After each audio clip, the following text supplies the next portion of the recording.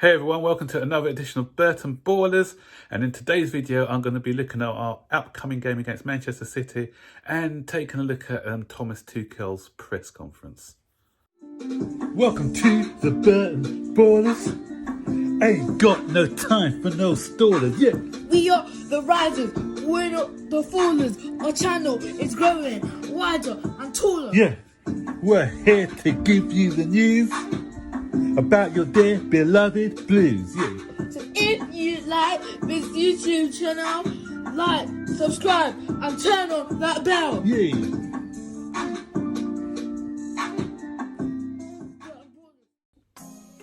So guys, we've got the big game against Manchester City tomorrow. BBC 12:30 kickoff. Those times I hate. Our record at that sort of time is not great. I think last time we played Manchester City was at that time we got beat 1-0 in that in the fixture, the home fixture, and in that game we weren't great, guys. Okay, they scored a fortuitous goal with the Gabriel Jesus deflection, but on reflection, they deserved to win that game. They were all over us. I think they wanted to gain that revenge after what happened in the Champions League, and they played that day with a lot of purpose.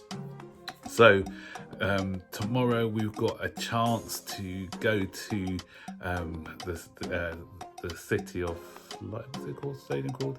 The Manchester City Arena. Okay. So tomorrow we go to the Etihad looking for revenge. We need to make a better account of ourselves because, as I said before, the match at Stamford Bridge, we kind of let ourselves down. So let's look at the team news first.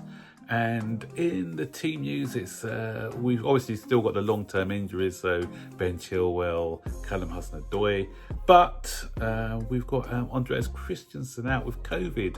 He's our latest victim out with COVID. And Thomas Tuchel was actually saying that it was a pity because he was finding his form. You know, obviously he had a few injuries before, so he had lost a bit of form. As he was finding his form again, he gets hit by COVID. Sod's law for us. And so Kennedy's back, and obviously I did a video on Kennedy yesterday. Take a look at that if you haven't looked at that already. So he was obviously asked about, and Thomas Tuchel said he's happy to have him back into the squad. He feels that he can work with this player, and he feels that he can maybe get the best out of this player. So, you know, it looks like he's here to stay. He looks like he's here to compete for one of the wing-back roles. But Thomas Tuchel didn't rule us out of going in for another fullback in the transfer window, because obviously we've got two long-term injuries to that position.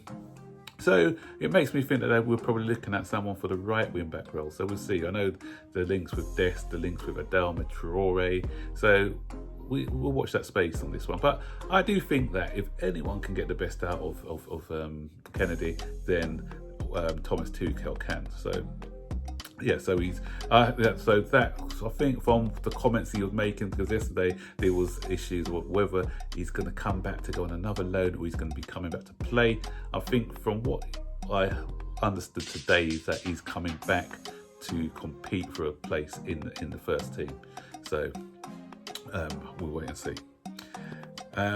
Going on to the injuries, there was one of the reporters did ask about the injuries that we've had, and how, if that had an impact on why we are not close to City. And obviously Thomas Tuchel was saying, you know, it does play a big part, and he's said what I've been saying for ages. The difference between us being 10 points behind City and maybe just 2 points behind, or even level on points or ahead, is the fact that we've had a lot of injuries due to, you know, whether it be COVID related illnesses or injuries, like, you know, long-term injuries.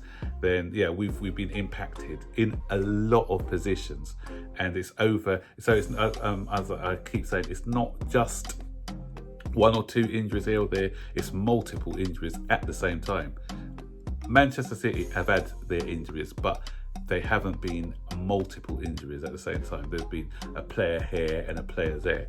And so if we just had a player here, a player there, I think we could have coped. But the amount of injuries and illnesses that we've had is a key factor to why we are 10 points behind them in the league. And apparently, I didn't know this, but I heard this in the press conference, Arsenal are trying to get their match against Tottenham called off due to players at the African Nations Cup and injuries. Apparently Leicester, did they do that successfully? Injuries in the African Nation Cup. And and if Leicester, if I'm right, did Leicester get their game called off? I mean, they did. And you know what? It's not fair, because Chelsea, we had a lot of COVID injuries, but we had to play against Wolverhampton Wanderers. So if the people are exploiting the rules by trying to get games called off which are not COVID related, if they do get it called off, then we can say there's definitely a conspiracy theory against Chelsea, because that we need to watch that closely. And Thomas Tuchel said he'll be very angry if that's the case. And all of us as Chelsea fans, we got the right to be angry as well.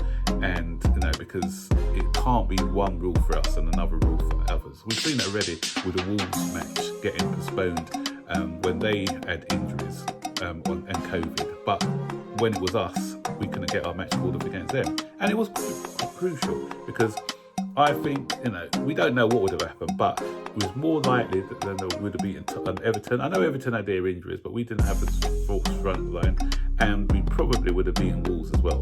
So that's 4 potential points that we've dropped due to having to be forced to play these games. And if you look at it, 6 points behind rather than 10 points behind. We beat Manchester City at the Etihad tomorrow, and all of a sudden it's 3 points and it's game on. So that's the difference that it makes. So carrying on to the City game, because they did speak about the City game and asking whether he was a bit what went wrong. And if you look back at my match review what I did against the City game, I said we were too passive against them, and that's what Thomas. It's like he's been watching my videos. Have you, Thomas? Have you?